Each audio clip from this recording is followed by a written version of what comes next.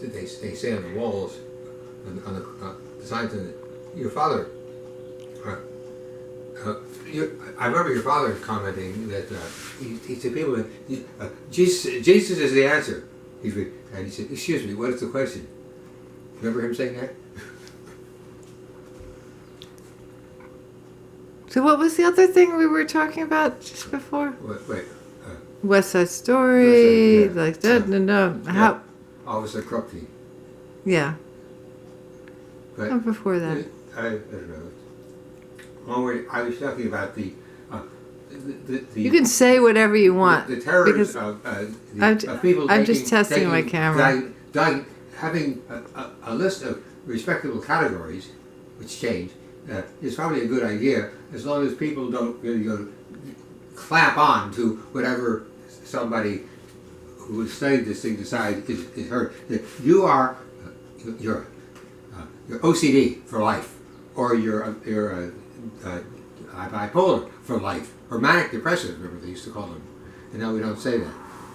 Or so the new terminologies, but I don't think that the categories are worthless. I just think that a lot of people are misled by them, including the practitioners.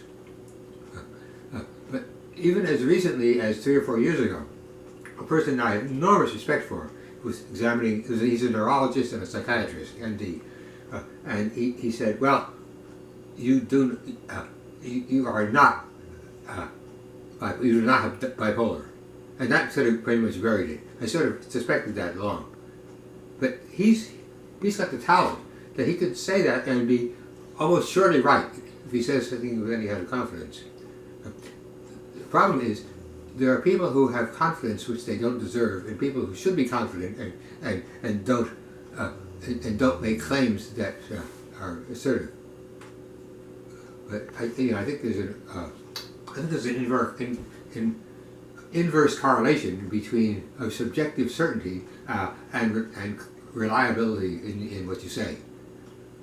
The more certain you are, the less likely you are probably to be right.